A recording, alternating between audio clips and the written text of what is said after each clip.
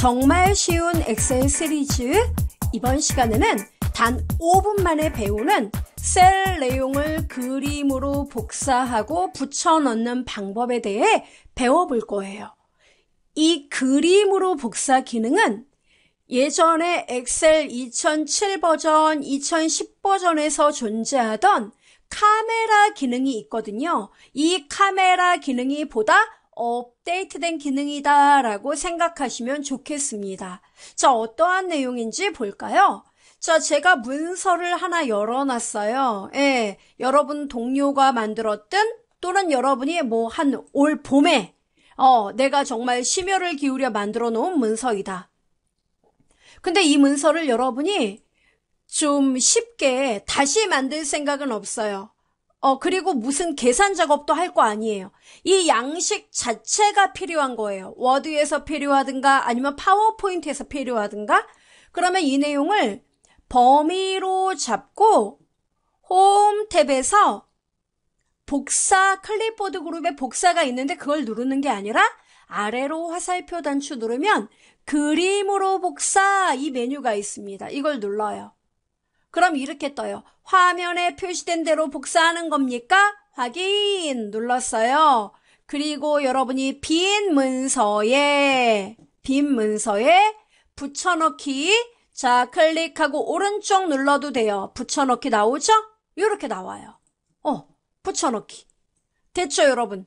어디에 있든 상관없죠, 그죠? 네.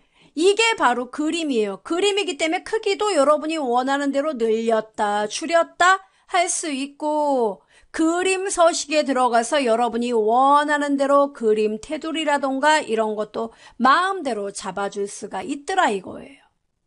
됐죠? 자, 그런데 문제는 이런 경우가 있어요. 그림으로 복사했는데 제가 여기 담당, 과장, 부장, 이사, 사장 이렇게 있는데 부장 다음에 이사가 아니라 상무다, 상무. 그럼 이거를 상무 이렇게 원본을 바꾸잖아요. 그럼 바꾸면은 이 그림 파일에 들어간 내용은 바뀌느냐? 그게 어떻게 바뀝니까? 그림인데? 안 바뀌죠?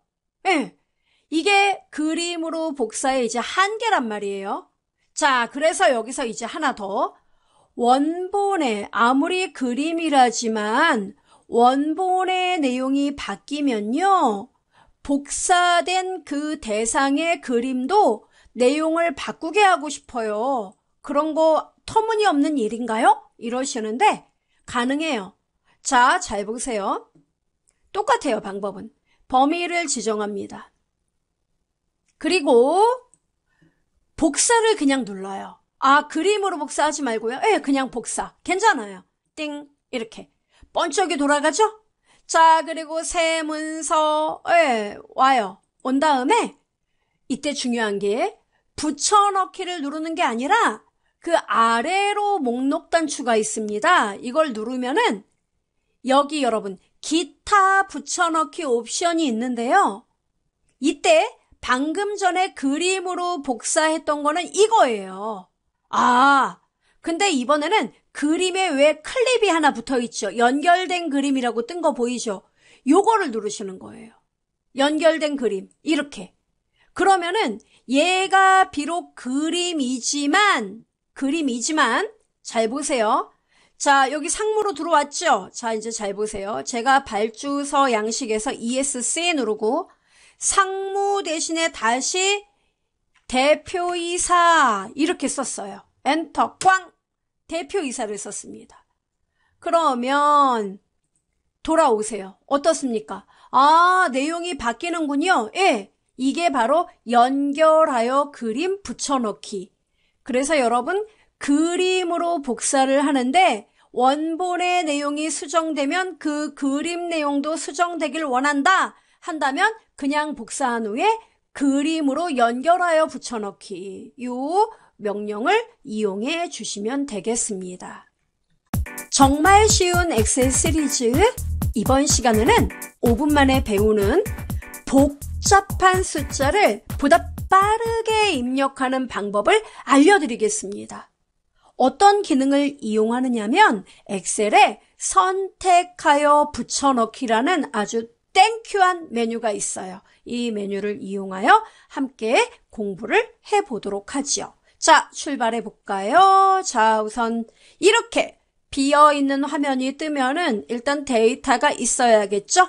자, C 3번지쯤의 번호, D 3번지의 급여 이렇게 써보죠.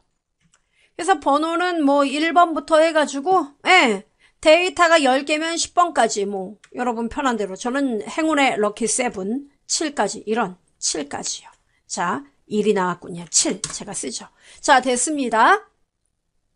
그 다음에 급여가 나오는데요. 이때 급여를 만약에 1번 사원이 435만 원을 탄다. 그러면 435만 원 이렇게 입력을 하면 동그라미가 4개인지 5개인지 이렇게 입력을 7명, 10명을 한다고 해보세요. 힘들어요. 동그라미 개수 맞았나 틀렸나 눈이 혹사당한다고요.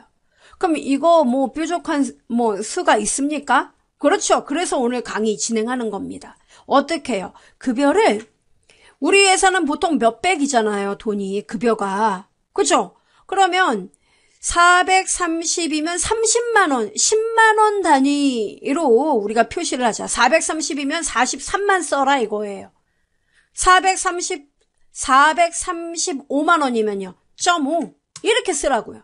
막 빛의 속도로 쓰는 거예요. 이렇게. 그 다음에 이렇게 가능하죠? 이렇게. 그 다음에 뭐 550만 원이다. 그러면 550 이렇게 쓰면 되는 거예요. 55 이렇게. 그 다음에 뭐 382만 원이다. 이렇게. 그 다음에 290만 원이다. 그러면 29 이렇게. 이러면 훨씬 빠르지 않아요? 그렇긴 한데 급여 위에 10만 원 단위 써요? 아니요. 빈 공간에 10만 원을 그 대신 정확하게 쓰셔야 돼요. 얘가 틀리면 대형 사건이에요. 10만 원. 맞죠? 엔터 꽝. 그리고 뭘 하냐면 이 10만 원을 여기다 곱하면 어떻게 될까요? 그러면 답 맞아요. 그죠? 그러면 435만 원이 나올 거라고요. 이거 2개 곱하면. 그죠? 그래서 저의 이야기는 뭐냐면 이 10만 원을 얘네들과 다 곱하기를 해서 이 자리의 결과를 보여주면 된다 이거죠. 그러기 위해서 10만 원 클릭합니다. 방법 복사를 해요. 복사요. 클립보드 그룹에 복사를 눌러도 되고 컨트롤 C 눌러도 됩니다. 하여튼 얘는 알아들어요. 번쩍이 돌아갑니다. 그러면 얘랑 곱하기 할 대상은 누구인가요? 얘네들이죠. 범위를 잡아요. 그런 다음에 이때 주의사항 그냥 붙여넣기 아니에요. 붙여넣기 아래 목록 단추를 누릅니다. 메뉴가 막 뜨는데 이런 거 보지 마세요. 선택하여 붙여넣기 들어갑니다. 들어가면 연산 동작을 해서 붙여넣는 파트가 이렇게 있어요.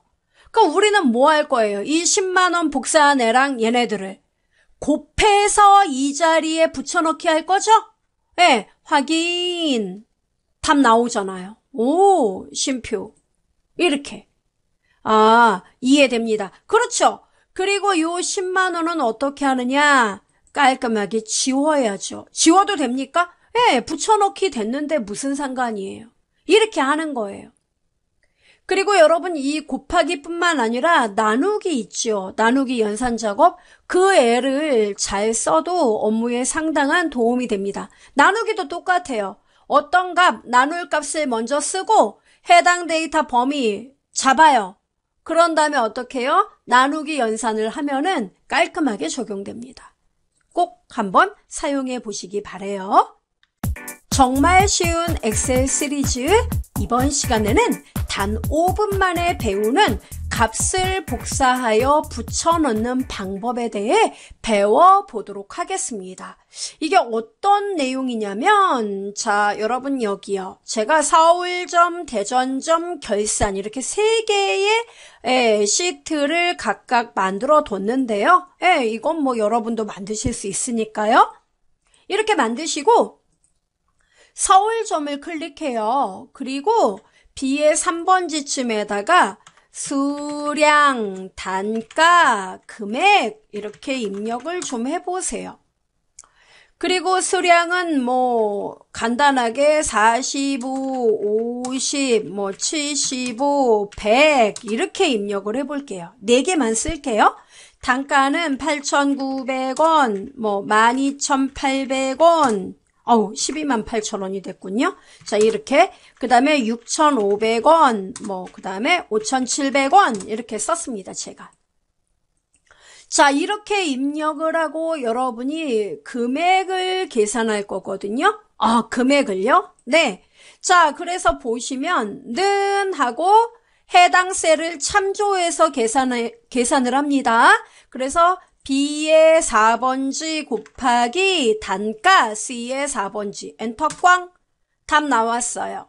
쉼표를 딱 찍어줘요. 그리고 이렇게 데이터 끝이 어딘지 나온다면 핸들링 끌지 않고 더블 클릭해도 된다고 했습니다. 따닥 나왔어요. 자, 중요한 건 대전점도 이 데이터가 데이터 내용은 조금 다르지만 구조는 똑같다. 그럼 보세요. 원래 복사는 범위를 지정합니다. 그죠? 그리고 복사를 눌러요. 띵. 됐죠? 그리고 대전점으로 딱 가서 B의 3번지 클릭하고 붙여넣기 누르겠습니다. 이렇게. 어때요? 똑같이 나온다. 그죠? 이게 원래 기본 복사예요. 그리고 이 번쩍이는 ESC. 그죠? 아무 문제 없습니다. 그럼 여기서 이제 데이터만 수량이 32개였어요. 단가는 똑같고요. 그 다음에 여기는 수량이 28개였습니다. 수량이 여기는 150개였어요. 이렇게. 이게 복사예요. 자, 그런데 값을 따로 복사한다는 건 어떤 의미냐? 자, 여러분 이제 문제는 결산이에요. 자, 여러분은 서울점에 이 모든 데이터를 복사할 생각이 아니라 이 금액 보이죠? 금액이요. 예, 이 금액만 따로 복사해서 결산에다 붙여넣기를 할 겁니다. 어떻게요? 자, 화면 제가 확대하죠. B의 3번지에 서울 금액, 여기는 대전 금액, 이렇게. 그래서 서울 금액은 요 내용, 금액이란 글자 빼고 요것만 복사할 거예요. 네. 자, 그럼 여쭤볼게요, 하나. 여러분, 이 값은 여러분이 입력한 겁니까? 아니죠. 왜요? 수식을 쓴 거잖아요. 수식 데이터란 말이에요. 이건 입력이 맞고요. 이건 수식 데이터예요. 자, 그럼 이 수식 데이터를 범위 잡아요, 여러분이. 그리고 복사, 좀 전에 했던 방법대로 복사 눌러요. 그리고 결산 워크시트로 간 다음에 여기다 클릭하고 붙여넣기를 눌러보겠습니다. 이렇게 에러가 나와요. 이런 경험 하셨을 거예요. 이 REF는 뭐냐면 레퍼런스예요. 참조 오류가 발생했습니다. 이런 얘기예요. 참조 오류요? 예. 무슨 말이냐면 여러분 여기 아까 서울점, 자, ESC 누를게요. 자, 서울점에서 대전점 복사했을 때는 아무 문제가 없었죠. 그건 왜 그러냐면 B4 곱하기 C4가 있어야 이 답이 구해지는데 수량과 단가를 여기에 있는 이 셀의 위치와 똑같은 값을 여기도 가져왔기 때문에 얘가 에러가 안 났던 거예요.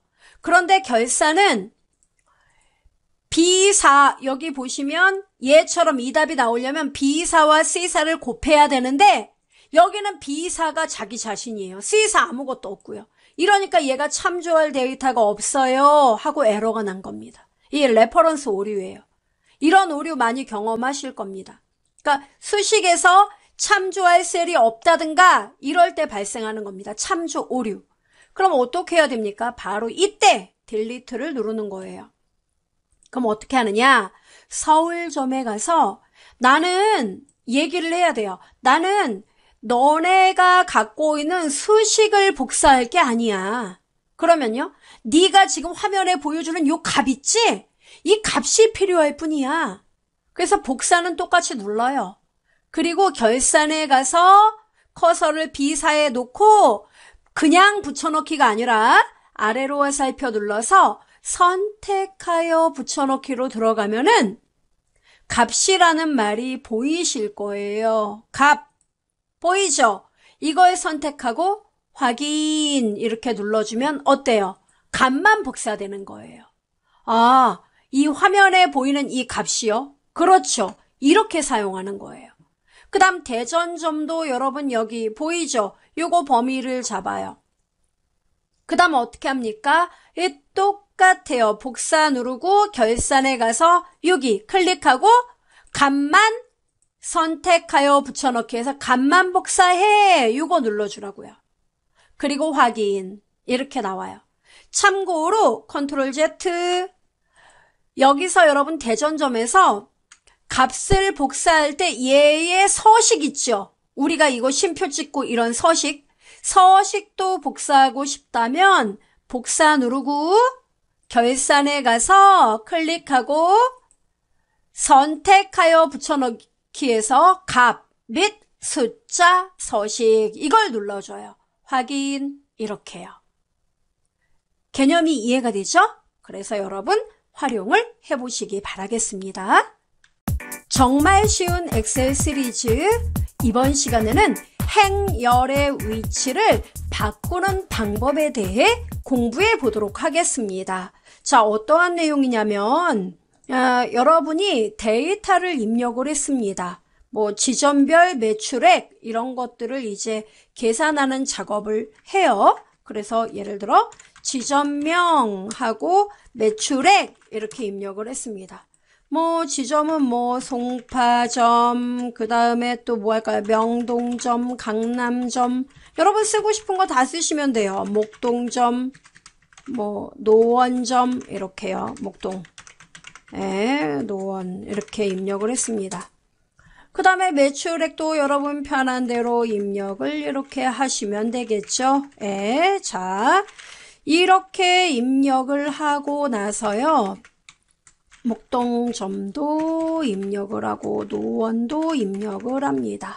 자, 그런데요. 중요한 거는 이렇게 고생을 해서 입력을 했는데 여러분 동료들이 이야기를 합니다. 이거보다는 이렇게 행 중심으로 3행의 지점 이름, 4행의 매출액 이렇게 행 중심이 아니라 열 중심으로 데이터가 나오면 더 나을 것 같아요. 이런 이야기를 합니다.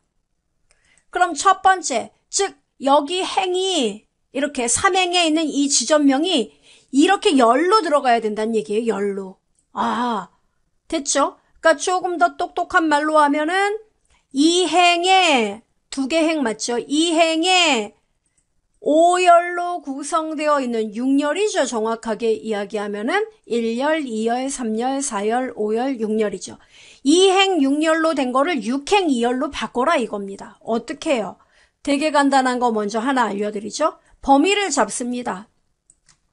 복사를 눌러요. 복사요. 예. 자, 복사 눌렀습니다. 그리고 여러분이 한번 복사해서 이 내용 쓰고 말 거예요. 그러면 여기 비어있는 시트 2번 눌렀습니다. 여러분 놓고 싶은데 놓으세요. 놓고 붙여넣기 그냥 누르는 게 아니에요. 아래로 눌러서 선택하여 붙여넣기. 그리고 뭡니까? 여기 맨 아래에 보면 행열 바꿈 아주 소박하게 써있죠? 요거 선택하고 확인. 어때요? 허허허허. 깔끔한데. 예. 이렇게요. ESC 친절하게. 자, 그러면 이 구조를 어때요? 굳이 스트레스 받을 필요가 없어요. 이런 구조가 나는 좋았는데 이런 걸 원하셨나요? 하고 보여주면 되는 거예요. 간단하죠? 이런 방법이 있고요. 자, 근데 문제는요. 저도 이 방법이 좋은 거 알아요. 근데 문제는요. 제가 이 원본 데이터, 이 가로 방향, 행 방향으로 된 데이터도 사용을 할 거고요. 열 방향으로 구성된 얘도 사용할 건데 이들 데이터가 유동적으로 바뀌게 된단 말이에요. 그럼 여기가 바뀌면 얘도 같이 바뀌느냐 이겁니다. 아니, 안 바뀌어요. 복사는 그냥 한번 쓰고 마는 거예요. 그러면 이걸 연동시켜서 바꾸는 방법이 뭐 있어야 되지 않나요? 이때는 뭘 쓰느냐? 함수를 써야 돼요. 함수요? 예, 제가 보여드리죠. 여러분 여기 이 밑에다 그냥 보여드릴게요. 시각적 효과를 위해서. 자, 여러분이 요거 여러분 2행 6열이잖아요. 그러니까 이 데이터가 들어갈 내용을 2열 6행짜리 3, 4, 5, 6 이렇게 범위를 미리 잡아요. 그리고 쓰는 거예요. 는 행과 열을 바꿀 때 쓰는 함수가 트랜스포즈. 예, 우리 왜 트랜스포즈 뭐예요? 바꾼다는 얘기잖아요. 배열이나 범위의 행과 열을 바꿉니다. 스마트한 설명 나와 있죠. 땅땅. 자, 그럼 트랜스포즈 가로 열리죠. 그러면 도대체 바꿀 애가 누구야? 말해봐. 바로 B의 3부터 G의 4번지까지 범위를 지정합니다. 가로를 닫아요. 함수는 뒤에 가서 제가 설명드리겠지만 얘는 가로가 생명이에요. 자, 그럼 중요한 거는 제가 범위 지정한 각각의 칸에 행과 열이 바뀐 데이터가 탁탁탁탁탁 들어갈 거죠.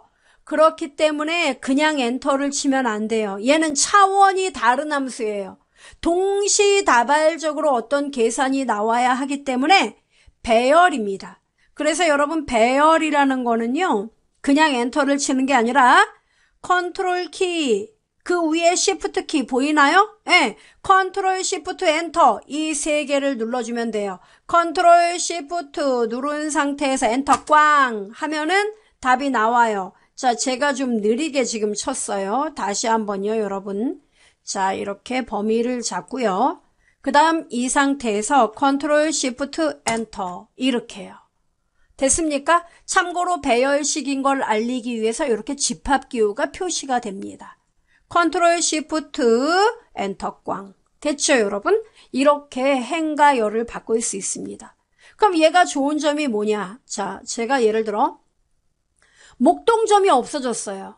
그리고 영등포점으로 이름이 바뀌었습니다. 그러면 영등포점 엔터. 어떻습니까? 아, 연동되는구나. 이런 거예요. 그래서 여러분이 행열을 바꿀 때 한 번 쓰고 말 거면 복사. 그 다음에 그 원본 데이터와 지속적으로 내용이 연동되어야 한다. 그러면 트랜스포즈 함수를 사용하시면 되겠습니다. 정말 쉬운 엑셀 시리즈. 이번 시간에는 스마트한 이름 상자 이용 방법에 대해 알아보도록 하겠습니다. 이름 상자는요, 바로 여기, 요거, 네임박스, 바로 요걸 이름 상자라고 불러요. 마우스 갖다 대도 나오죠? 나는 이름 상자야. 이렇게요. 자, 그렇다면 이 이름 상자를 어떻게 내 업무에 활용할 수 있을까? 함께 알아보도록 하죠. 자, 먼저 제가 만들어 놓은 문서 한번 보도록 하겠습니다. 자, 이렇게 지출 내역, 일종의 가계부 개념으로 제가 만들어 놓은 건데요. 별건 없습니다. 자, 중요한 거는요, 여러분이 이 11월 고정지출 예상 금액의 합계를 눈에 잘 띄게 여기다 표시하고 싶어요. 여기다가. 그러면은 지금 이 금액의 합계를 모두 더해야 되잖아요. 그럼 여러분 이 금액의 범위가 여기서 어디까지가 금액의 범위가 여기서 어디까지인지 한눈에 보고 싶죠. 그럼 보통 사람들이 이렇게 마우스를 이렇게 내려가는 경우가 있거든요. 근데 이렇게 할 수 있습니다. 이름 상자에서요. 자, 여기 F6이라고 나와 있죠. 현재 마우스가 선택한 셀, 액티브 셀은 F6번지예요. 이 뜻입니다. 여기다 클릭하고요. F6에서부터 콜론 위아래 마침표 F31 이렇게 쓰잖아요. 대소문자 구분하지 않습니다. 이렇게 쓰고 엔터를 치잖아요. 이렇게 범위 지정을 해줘요. 아, 됐죠? 그래서 여러분 데이터 양이 많다든가 어떤 여러분이 업무에 쓰는 데이터가 고정적인 범위의 데이터라면 이렇게 여기에서 직접 범위를 지정해도 나쁘지 않습니다. 그러니까 한 번 더 해볼까요? 예를 들어서 A는 하지 말고 B의 5번지부터요. 콜론 F의 31까지 범위를 잡고 싶어요. 엔터 꽝 하면 어때요? 딱 그 범위만 이렇게 잡히게 되더라 이겁니다. 이해되죠? 이것이 이름 상자의 셀 범위를 지정하는 기능이고요. 두 번째, 더 중요한 거. 앞으로 이제 우리가 계산 작업을 하게 되면은 계산 작업에서 빛을 발하게 되는 그 이름이라는 기능이 있어요. 이름 지정. 예, name. 자, 이게 뭐냐면은 여러분 여기 금액 보이죠? 금액 데이터예요. 그러면 11월 고정지출 예상금액 합계를 구한다면 얘네들을 모조리 더하면 되는 거죠. 네, 더하면 돼요. 그럼 우리가 보통 식을 쓸 때 어떻게 쓰느냐면 이거 더하는 거니까 시그마 합계 함수를 사용합니다. 네, 시그마 이게 더한다는 뜻이잖아요. 그럼 여기에 답이 나와야 하므로 시그마 이거 눌러요. 그러면 sum이라는 함수가 있습니다. 가로. 함수의 생명은 가로예요. 그럼 가로 안에 들어갈 범위가 어디부터 어디까지예요? 눈에 보이는 것만 잡으면 안 되죠. 왜냐하면 11월 고정지출은 여러분이 날짜 지나면서 어때요? 더 생기는데? 더 늘어날 수 있거든요. 그래서 일단은 데이터가 있든 없든 여러분은 범위를 이렇게 잡아야 돼요. 그럼 데이터가 한 200개가 되면요. 마우스 막 범위 지정하다가 힘 다 빠지죠. 이렇게 하고 엔터 꽝 이렇게 하거든요. 좌우단감 멋있네요. 그래요. 그래서 여러분이 이렇게 범위를 잡았기 때문에 뭐 11 빼기 20 이렇게 제가 썼습니다. 그래서 뭐 전기료 이렇게 썼어요. 전기료 지출 항목 전기료 이렇게 썼습니다. 그 다음에 뭐 10월 전기료 이렇게 썼어요. 그리고 뭐 35,000원 이렇게 하고 엔터 꽝 치면 올라가요. 그죠? 자, 그런데 중요한 거는 이 셀 범위를 이렇게 계산할 때마다 범위로 이렇게 일일이 잡는 게 너무 힘들더라 이거예요. 특히 데이터가 많을 때 말이에요. 그럼 어떻게 하느냐? 여러분 여기 F6번지 있죠? 자, 이렇게 F6에서 F의 31까지 여기까지가 데이터 내용입니다. 엔터 꽝 하면은 범위가 지정되죠? 지정되면은 이름 상자는 항상 그 시작 번지만 나와요. 네. 그럼 이렇게 범위가 지정되면 나는 이 범위에 대하여 이름을 하나 지정해 놓을게. 네. 그리고 여기다 클릭하고 이름을 멋있게 써줘요. 지금 이렇게 찜한 범위는 이름을 금액이라고 부를 거야. 이렇게. 그리고 엔터 꽝 치면은 앞으로 F6에서 F31까지는 금액이라는 이름만 입력하면 알아듣는다는 얘기입니다. 정말이에요? 예, 자 보시죠. 이름 상자에 가서 제가 금액 엔터 꽝 하면 어때요? 예, 우리가 지정한 그 이름이 가리키는 범위를 얘가 알려주게 됩니다. 이게 이름 상자예요. 그럼 여기 식에 다시 어떻게 식을 쓰면 돼요? 똑같아요. 시그마 하고 가로 안에 자, 이 범위 이름 뭐라고 했어요? 금액. 이렇게 쓰는 거예요. 우와, 엔터 꽝. 답 똑같아요. 이해됩니까? 네, 됐어요. 이렇게 여러분 수식을 작성하는 과정에서도 이렇게 이름을 사용하면은 수식이 보다 간단해지고 사용자도 어떤 셀의 영역을 참조할 때 편하다는 거예요. 그러면 저 이 이름 지우려면 여기서 제가 금액 엔터 범위 잡은 다음에 여기서 딜리트 누르면 되나요? 아니요, 그건 안 돼요. 이 이름 상자는 오로지 이름을 지정하는 기능만 있어요. 그러면 이름을 지우려면 어떻게 해야 돼요? 필요 없으면 지워야 되잖아요. 당연하죠. 지울 때는요, 수식이라는 메뉴가 보이실 겁니다. 수식 들어가요. 들어가면 이 이름도 여러분 여기에 아주 세부적인 메뉴가 정의되어 있어요. 여기서 이름 관리자로 들어가요. 복잡하게 딴 데 열어보지 마세요. 이름 관리자. 들어가면은 삭제라는 말 보여요? 눌러요. 네, 확인. 닫기. 이러면 삭제가 돼요. 여긴 왜 에러 납니까? sum, 합계를 구할 거야. 금액으로 지정된 범위에 대하여. 이 뜻이거든요? 근데 금액이란 이름이 없으니까 에러가 난 거예요. name이란 에러는 그거예요. 너가 수식에 사용한 이름을 찾을 수가 없어. 그래서 나는 에러를 내야겠어. 이게 name 에러예요. 자, 그럼 여러분 이 범위 어떻게 해야 돼요? 다시 잡아줘야죠. 이름이 없으므로. 되게 간단하죠? 이런 식으로 여러분이 이름이라는 이름 상자에서 이름을 지정할 수 있다는 거, 그리고 특정한 셀 범위를 입력할 때는 마우스로 끌지 마시고 이름 상자를 이용해서 간략하게 범위를 지정할 수 있다는 거 알아두시면 되겠습니다.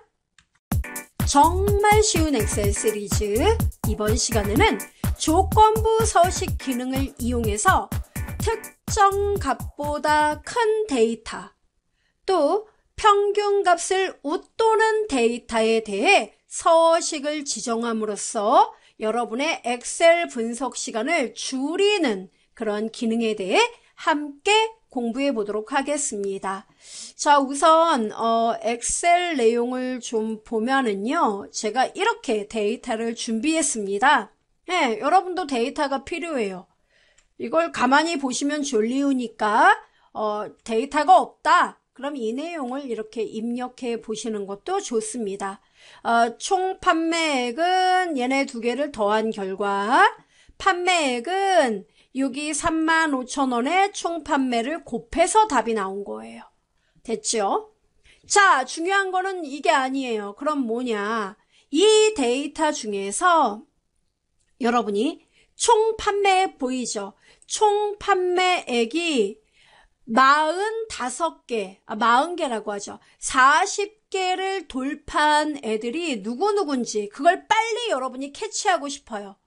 자, 그러면 총 판매 범위를 지정해야 되는데 우리는 데이터가 현재 별로 없으므로 이렇게 지정하면 돼요. 근데 데이터 끝이 어딘지 몰라요. 여러분 업무에 그런 경우 많이 있겠죠. 그러면 헤드라인에 마우스를 갖다 놓습니다. 그 열 헤드라인에. 그리고 컨트롤 키, 시프트 키, 아래로 방향키 누르면 그 끝에까지 범위가 지정돼요.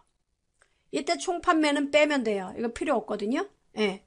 자, 그럼 이렇게 범위를 지정하고 그 다음에 여러분 메뉴 홈 탭에 보면은 스타일 그룹의 조건부 서식 이게 있습니다. 이거 누르면요 놀라실 거예요. 메뉴가 진짜 많거든요. 그만큼 조건부 서식이 여러분 업무 분석에 중요하다는 겁니다. 꼭 알아둬야 되는 기능이에요. 자, 그럼 여기서 셀 강조 규칙에 보면은 뭐보다 크냐 작냐 이렇게 나오죠. 큰 값. 예. 우리는 우리 업계에서는 총 판매가 40개를 초과하면은 어마무시한 데이터라고 생각을 한다. 40개 초과된 게 있느냐? 있으면 색깔을 서식을 지정해야 눈에 빨리 보이겠죠? 자, 서식은 빨강 채우기가 기본인데 나 이거 싫어. 그럼 여러분이 원하는 색을 여기서 고르면 돼요. 노랑에 노랑은 안 되죠. 녹색으로 바꿔볼까요? 확인하니까 어떻습니까? 오, 예. 너네들이 63개 판매한 애도 있구나. 61개도 있네. 이렇게 여러분이 서식을 지정하는 것만으로 어때요? 다른 데이터 영양가 없는 거 안 봐도 되죠? 이것만 보면 된다는 얘기예요. 간단하죠? 자, 이번에는 판매액을 가지고 이야기를 해볼게요. 판매액. 자, 범위를 잡습니다. 컨트롤 시프트 아래로 방향키. 자, 범위를 지정했어요. 지정하고 조건부 서식을 가요. 가면은 자, 여러분 여기에 보시면 뭐가 있냐면 셀 강조 규칙이 있는데 그거 말고요. 말고요. 예. 조금 더 내려가면은요. 상의 하의 규칙 이런 게 있어요. 상의 하의 규칙. 이것도 되게 많이 쓰여요. 여러분이 뭐 구매 고객 데이터가 있다 그러면 구매 데이터, 구매 금액을 가지고 상위 10% 고객들, 그 다음 가장 많이 팔린 상위 10개 데이터, 이런 거 뽑아낼 때 얘를 쓰면 좋아요. 그럼 우리는 평균을 초과하는 데이터를 골라보는 거죠. 평균 초과. 자, 여러분 보세요. 판매액의 평균을 얘가 계산합니다. 내부적으로요? 예. 그 판매액의 평균을 계산한 결과 평균 판매액이 있을 거 아니에요. 그거를 넘어서는 애들에 대해 서식을 적용해 주겠다 이겁니다. 그러니까 여러분이 색깔이 싫어. 그러면 그냥 여기서 이제 고르면 되는 거예요. 연한 빨강 채우기. 보이죠? 나 이게 좋아. 이렇게 고르면 돼요. 확인. 그럼 어떻습니까? 판매액이 이렇게 색상이 연하게 들어간 애들은 뭐다? 평균치를 웃도는 거다 이겁니다. 그래서 여기서 딱 봤을 때 가장 좋은 게 뭐냐면 고려다원차 같은 경우에는 판매량도 많았고 판매액도 평균치를 넘어서요. 그 다음에 여기 명전 유기농차 얘도 판매량도 크고 그 다음 뭡니까? 판매액도 평균치 이상이라 정말 얘네들은 대단한 애들이다. 이렇게 얘기할 수 있고요. 그 다음에 여기 얘네들은 뭐예요? 평균 판매 여기 보시면 40개 판매를 넘지는 못했지만 판매량이 평균보다 높다는 거죠. 그죠? 네. 이런 식으로 여러분이 서식을 지정할 수 있고요. 그럼 제가 이 서식을 없애려면 어떻게 해야 됩니까? 없어지지가 않더라고요. 이런 분 계시는데요. 범위를 지정해요. 다 지정할까요? 네. 이렇게. 얘네 서식 들어간 거. 조건부 서식에서 규칙 지우기 이 메뉴가 있어요. 선택한 제가 지정한 셀에 규칙을 지우겠다. 이러면 깨끗해져요. 참 간단하죠? 정말 쉬운 엑셀 시리즈 이번 시간에는 조건부 서식을 이용해서 내가 갖고 있는 데이터 중에 어떤 항목이 중복된 데이터가 있다면 그 중복된 데이터만 찾아서 서식을 지정하는 방법을 알아보도록 하겠습니다. 이 기능만 알아도 여러분의 분석 기능이 굉장히 스마트해질 거예요. 자, 그럼 어떤 내용이냐면, 자, 제가 데이터를 이렇게 준비했어요. 네. 자, 제가 거래처와 거래한 그 내역을 쭉 보여주고 있습니다. 자, 중요한 거는요. 거래처, 중복된 거래처를 서식으로 지정하고 싶습니다. 그러면 거래처 항목의 첫 데이터에 마우스를 가져다 놓습니다. 이렇게요. 그리고 컨트롤 키와 시프트와 아래로 방향키 누르면 그 마지막 데이터가 어딘지 여러분은 몰라도 돼요. 이렇게 얘가 지정하니까요. 그리고 홈 탭에 스타일 그룹의 조건부 서식으로 갑니다. 가면은 셀 강조 규칙 이 메뉴에 보면 맨 마지막에 중복값 이게 있습니다. 이것만 누르면 끝나요. 와, 이게 뭐예요? 한 번이라도, 한 번은 아니죠. 적어도 2번 이상 거래한 거래처 이름, 그게 중복이죠? 뜬다는 거예요. 아하, 그럼 이대로 유지할까요? 확인. 어때요? 떴다. 그럼 얘는 뭘 의미하는 거냐면 국일, 푸드, 호호식품 이런 애들은 우리랑 이번 달에 한 번만 거래를 했단 얘기예요. 근데 이렇게 색깔이 들어간 애들은 적어도 2번 이상 거래했다. 이 뜻입니다. 자, 근데 여러분이 또 이 기능이 있는 건 고맙지만 여전히 가려운 곳을 긁지는 못해요. 뭐냐면은 저는 그래요. 이 여러 번 거래한 거래처가 컴플레인 들어왔어요.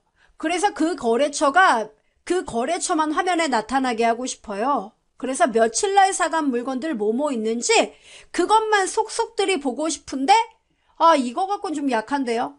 그래서 업무에서는 이 조건부 서식 기능과 찰떡 기능으로 C4에 마우스 놓고요. 데이터 메뉴에 바로 여기 여러분 정렬 및 필터 그룹에 필터라는 메뉴 보이죠? 이걸 만들어 놓은 거예요. 눌러요. 그럼 이렇게 생겨요. 그럼 어떻게 봐요? 네. 거래처에 아래로 화살표 눌러요. 이게 필터 단추예요. 이걸 누르면은 필터는 걸러낸다는 얘기예요. 여기서 색 기준 필터 보이세요? 네. 그래서 채우기 색이 분홍으로 돼 있는 애들 이렇게 누르면 한 번 이상 거래한 거래처예요. 2번 이상. 그죠? 중복된 애들이에요. 얘네가. 그러면 이 중복된 거래처 내역들 중에서도 여러분이 컴플레인 들어온 회사가 예를 들어 미도 상사다 이거예요. 그럼 거래처에서 다시 아래로 화살표 눌러서 미도 상사 보이세요? 요 애를 이렇게 선택을 합니다. 이렇게 나랑 거래한 거래처 이름 다 떠요. 그럼 미도 상사 체크 확인 누르면 미도 상사 데이터만 이렇게 뜨는 거예요. 그러니까 1차 먼저 필터링을 할 때는 색상을 먼저 색상이 들어있는 거 그러니까 조건부 서식에서 먼저 중복되어 있습니다 하고 색상 먼저 힌트 줬죠. 그럼 2차로 자동 필터 들어와요. 들어와서 여러분이 한 번 더 그 색상 중에서도 거래처 이름, 컴플레인 들어온 회사 또는 여러분이 분석하려는 그 회사를 체크하고 확인만 누르면은 이 회사가 우리랑 며칠 날 어떤 물건을 어떻게 거래했는지 이것을 분석할 수 있기 때문에 여러분의 분석 시간을 어마무시하게 절약해 줄 수 있다는 이야기예요. 여기까지 활용해 보시기 바라겠습니다.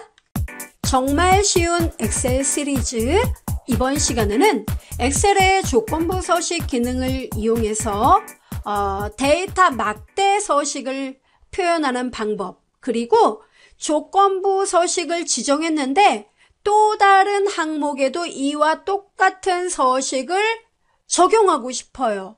그 방법, 즉 복사에 대한 이야기 함께 나눠보도록 하겠습니다. 함께 볼까요? 자, 보시면은요. 이렇게 데이터가 나와 있습니다. 제가 원하는 건 뭐냐면 이 매장 판매 데이터가 나와 있거든요. 그러면 이 엑셀이 알아서 매장 판매 데이터 중에서 가장 큰 값을 이제 얘가 찾아요. 그래서 큰 값을 기점으로 그 데이터에 근접하면 근접할수록 막대 길이가 길어지고 그 데이터에 상당히 모자르면 막대가 짧아지는 거예요.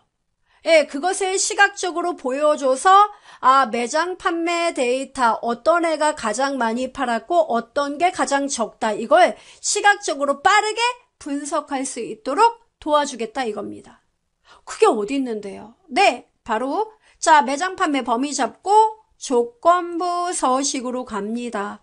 조건부 서식에 가면은 데이터 막대라는 메뉴가 있고요. 그 메뉴에 단색과 그라데이션이 있는데 그라데이션이 편해요.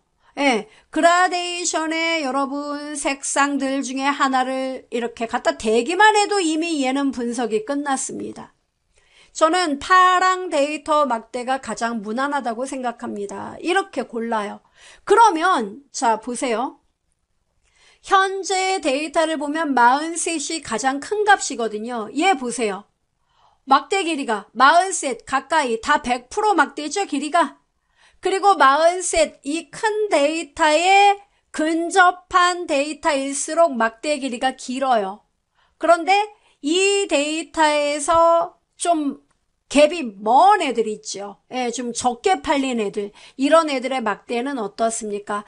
짧아지더라. 그래서 이거를 곧바로 보고 어때요? 매장 판매 데이터 막대가 긴 애들만 딱 보고 어때요? 얘네 고려다원하고 명전, 오설악 이런 애가 많이 팔렸구나. 매장에서. 이렇게 빨리 분석할 수 있다는 거예요. 자, 그 다음에 또 하나는 이거 마음에 드는데요. 이 매장 판매 조건부 서식 지정한 거요. 요 형식을 이 조건부 서식을 또 조건부 서식 지정하고 싶지 않거든요. 야외 판매에도 그대로 적용시키고 싶은데 뭐 뾰족한 방법이 있을까요? 여러분은 이미 알고 계십니다. 어떤 거요? 서식이죠, 여러분? 네, 서식이에요. 그럼 서식을 복사하는 거 뭐죠? 서식 복사. 똑같나요? 똑같아요. 자, 여기 G5부터요. 컨트롤 Shift 아래로 방향키. 범위 지정 끝났죠? 자, 서식 복사 따당 눌러줘요. 그래서요. 야외 판매에 클릭을 하는 순간 끝났어요. 오, 편리한데? ESC. 자, 보시면 어떻습니까? 야외 판매 보면은 가장 많이 팔린 게 40개예요. 그래서 40개 중심으로 막대 어떻습니까? 전체 다 들어갔구나. 그리고 40개에서 갭이 차이가 나면 날수록 막대 길이 짧아지는 거 그대로 서식이 지정됐더라 이겁니다. 개념 이해되죠? 예, 이런 거. 그리고 여러분 여기 판매액 같은 경우에는요. 자, 판매액이 누가 많이 팔렸다, 누가 적게 팔렸다 이런 것들을 분석을 할 때는 뭐 여러 가지가 있습니다. 조건부 서식에선 이런 것들을 굉장히 많이 제공하는데요. 자, 판매액 범위 잡아보도록 하겠습니다. 자, 잡고요. 조건부 서식에 들어가면은 색조라는 게 있어요. 예. 그러면 얘는 판매액이 높은 애들, 중간치 데이터, 그 다음 판매액이 저조한 데이터 각각을 색상으로 이렇게 구분을 해요. 참고로 색상 너무 화려한 거 싫다? 여러분이 원하는 색상 고르시면 돼요. 예, 저는 녹색, 노란색 조 이거를 골라볼게요. 그럼 자세히 보시면 녹색 계통의 진한 녹색은 어때요? 보시면 금액이 높지요? 그 다음 그룹 애들은 약간 연한 녹색이에요. 그죠? 조금 연해요. 그리고 150만원, 40만원대 되는 애들은 보면 어때요? 더 연하죠? 노란기가 약간 보이죠? 그리고 이제 얘는 멜론 색깔 비슷하게 나왔다가 그 다음 가장 낮은 색깔은 완전 노랑으로 바뀌어요. 그죠? 이렇게 색상으로 판매액의 부분마다 색상을 달리하는 이런 방법도 존재합니다. 정말 쉬운 엑셀 시리즈 이번 시간에는 엑셀에서 여러분이 만든 데이터 표를 한글로 복사해야 되는 경우가 있지요. 되게 많아요, 의외로. 즉, 여러분 업무에서 한글을 많이 쓴단 말이에요. 문서 작업할 때. 근데 그 문서 작업 안에 들어갈 데이터가 어떤 복잡한 계산식을 요구하더라 이거예요. 그런 경우 한글도 물론 계산식 쓸 수 있지만 엑셀에 비할 바가 못 되죠. 네. 그래서 엑셀에서 만든 데이터표를 한글로 어떻게 하면 그대로 가져갈 수 있느냐. 자, 되게 간단해요, 여러분. 여기 제가 엑셀로 이렇게 만들었어요. 데이터 판매량이 있고 지금까지 누적된 누적 판매량을 구했고 판매액을 계산했습니다. 자, 이 내용을 한글로 그대로 가져가려고 해요. 그러면 범위를 지정하면 돼요. 네, 이렇게. 자, 범위 지정하고 복사할 때 뭐 눌러요? 복사, 컨트롤 C. 그죠? 번쩍이 돌아갑니다. 그럼 여러분의 한글 프로그램을 열어주시면 됩니다. 저처럼요. 열고 오른쪽 눌러서 붙이기, 컨트롤 V 눌러요. 네, 맞아요. 이렇게 나와요. 그럼 안 되는데? 당연히 안 되죠. 그렇지만 엑셀이 이렇게 나오는 걸 어떻게 해요? 자, 이럴 때는요, 여러분, 한글의 단축키 중에 그 본문에 있는 내용을 바탕글 서식으로 무조건, 즉 서식을 얘가 갖고 있는 모든 서식을 초기화해서 원래 바탕글 서식으로 변경해주는 단축키가 있습니다. 전체 범위 지정하고요. 컨트롤 키하고 1 이렇게 눌러주면 됩니다. 1이에요. 컨트롤 1. 됐어요. 이렇게 나온다고요. 본문. 예, 바탕글 서식의 본문이 나와요. 그러니까 한마디로 서식 초기화 작업 이렇게 생각하시면 됩니다. 자, 그럼 이렇게 이제 나오면요. 어떻습니까? 서식이 깔끔하게 없어졌구나. 맞아요. 자, 그럼 여러분 여기서 각각의 내용을 이제 범위를 잡고 필요한 내용들 다 지정을 하시면 되겠죠. 즉 이렇게 범위를 모조리 잡습니다. 잡고 어때요? 글씨 크기가 너무 크다. 그러면 글씨 크기부터 일단은 조정 작업 들어가면 되겠지요. 이렇게 일단 표시가 됩니다. 그 다음에 친환경 인증 이런 애들 보이잖아요. 얘네 여기서 편집되는 겁니까? 당연히 되죠, 여러분. 여기 이렇게 범위 잡고요. 요거 우리 뭡니까? 홈 탭이죠? 예. 여기에서 곧바로 편집이에요. 예. 여기서 여러분 이거 글씨 범위라든가 글씨체 이런 거 얼마든지 변경할 수 있어요. 이거 팔로 바꿀까? 예, 이렇게.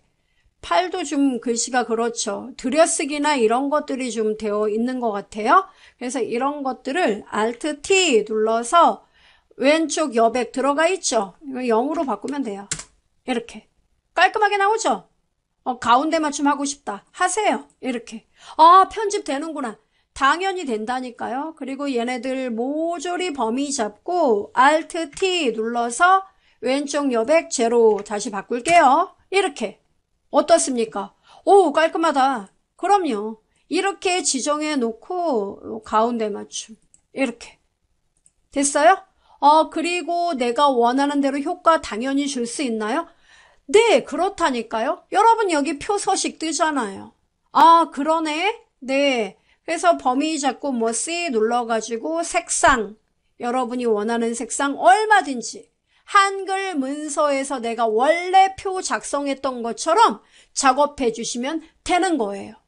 간단하죠? 의외로 많이 쓰는 기능이니까 여러분 활용해 보시기 바라겠습니다.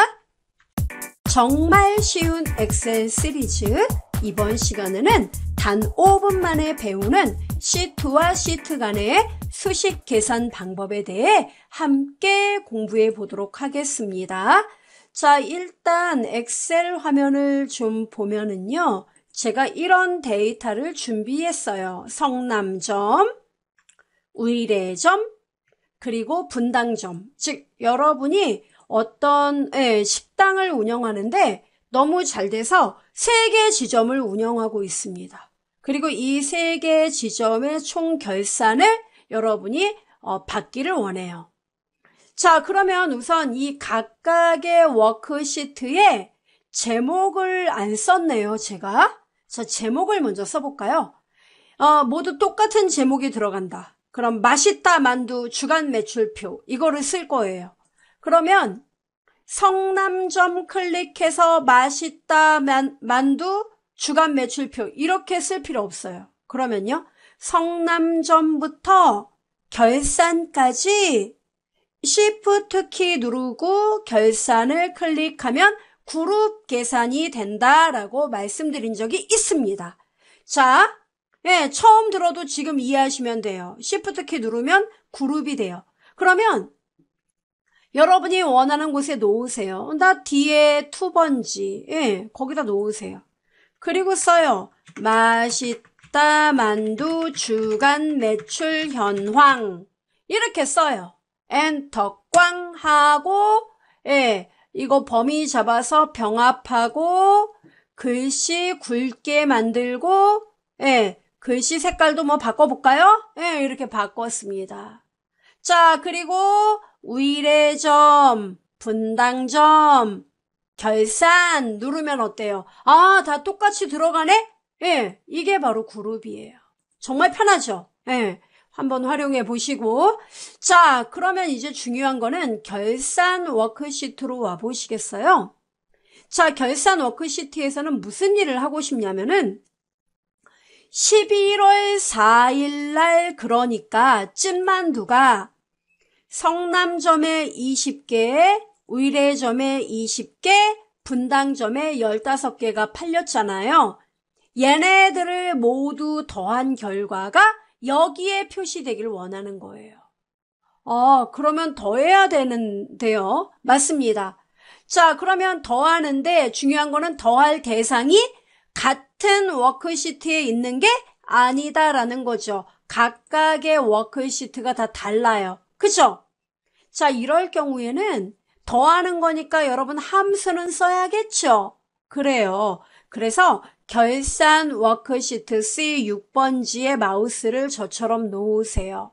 놓고 시그마 보이세요? 예, 이게 더한다는 거잖아요. 이걸 누르면 함수가 나옵니다. 는 썸.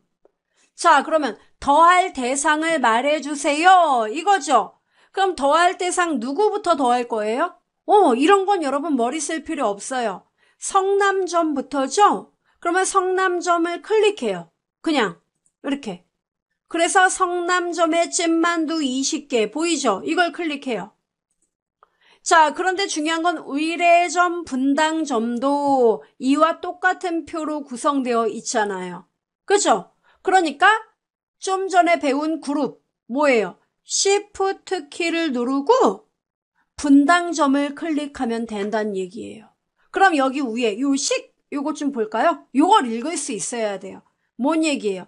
성남점 워크시트부터 분당점 워크시트의 C의 6번지들만, 즉 성남 지점의 C의 6번지, 의뢰 지점의 C의 6번지, 분당 지점의 C의 6번지까지 모두 다 더하겠습니다. 이 뜻이에요. 이거 보고 읽을 수 있어야 됩니다. 엔터 꽝.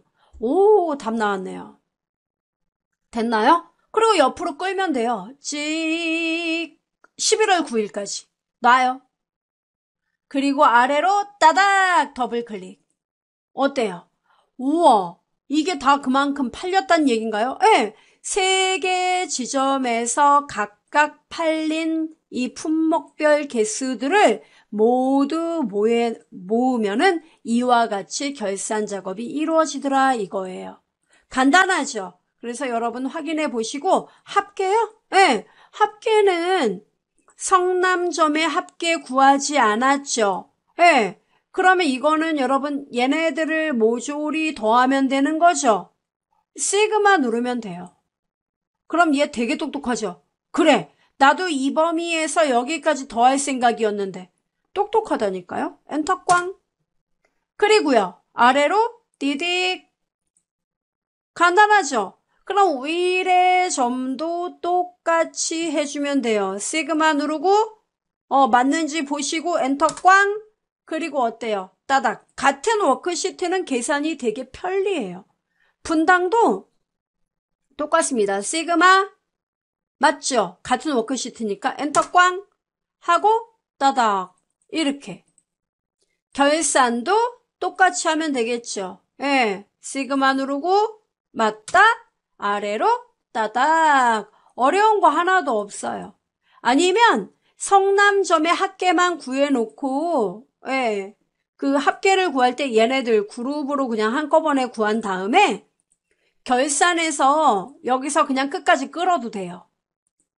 중요한 거는 뭐다? 예, 이 합계는 어려운 게 아니고 이 각각의 시트별로 특정한 셀 번지를 더할 때는 마우스로 클릭하고 그리고 그 워크시트가 여기서부터 여기까지다 라면 Shift를 눌러서 계산에 이용해달라. 이게 결론입니다. 연습해보세요. 정말 쉬운 엑셀 시리즈. 이번 시간에는 단 5분 만에 배우는 절대 참조 번지 작성법에 대해 이야기 나눠볼게요. 자, 절대 참조 번지는 우리 엑셀 수식에서 정말 많이 쓰이는 개념인데요. 엑셀 처음 접하시는 분들 입장에서는 좀 어려운 개념이 될 수 있습니다. 자, 어떤 내용인지 함께 보겠습니다. 자, 일단 여러분 엑셀을 열어주시면은요. 화면 크게. 자, 이렇게 제가 쓸게요. 상품 코드. 여러분도 같이 쓰세요. 예, 상품 코드, 단가. 그 다음에 또 뭐가 있을까요? 네, 단가. 상품 코드. 그냥 공급가액이라고 쓸게요. 공급가액. 그 다음에 부가세.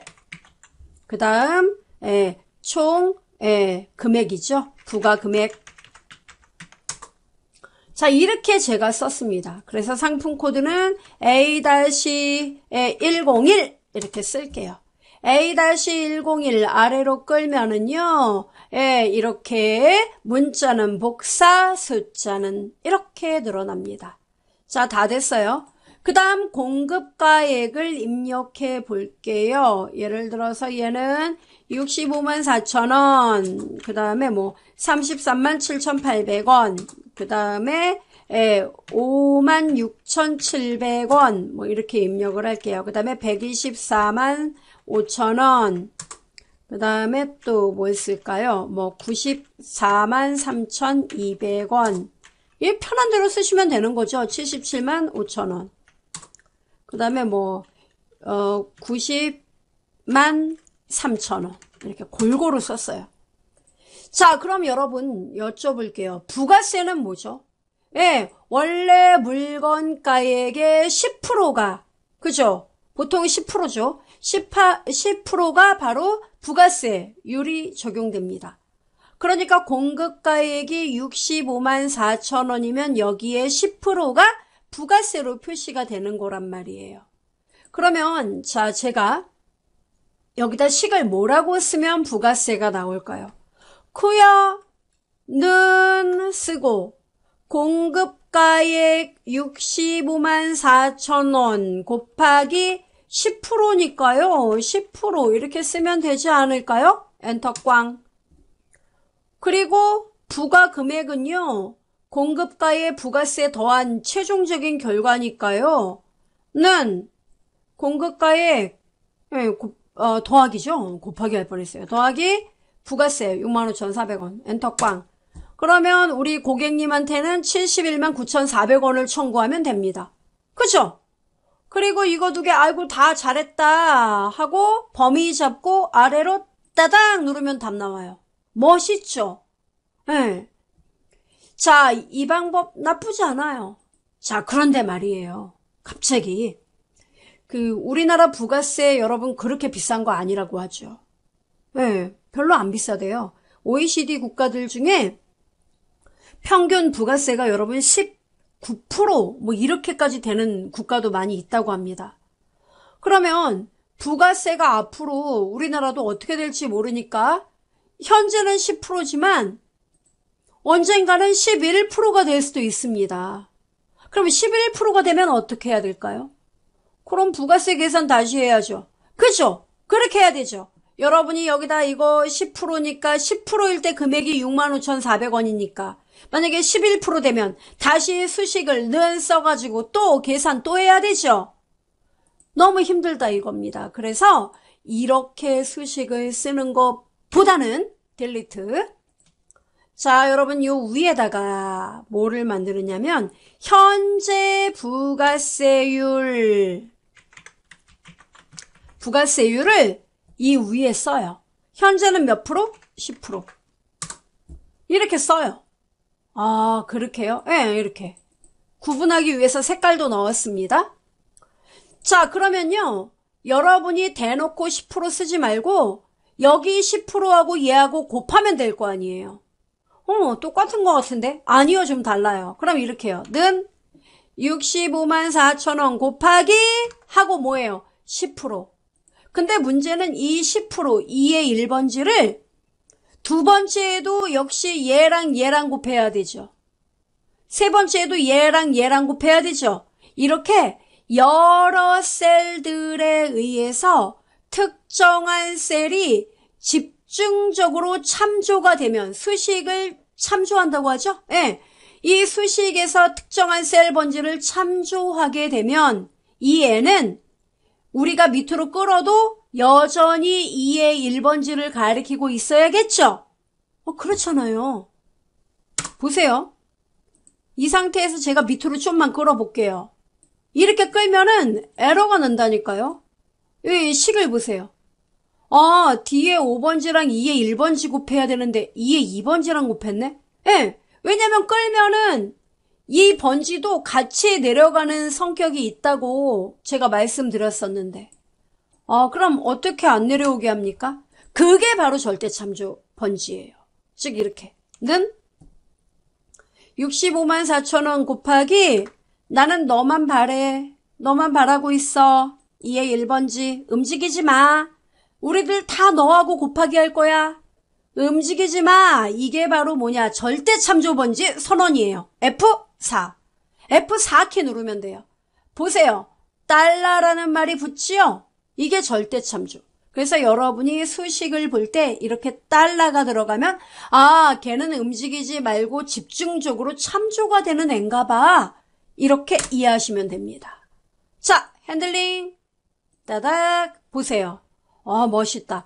부가금액도는 이것과 더하기 부가세 계산하면 되죠. 아래로 따닥 이렇게.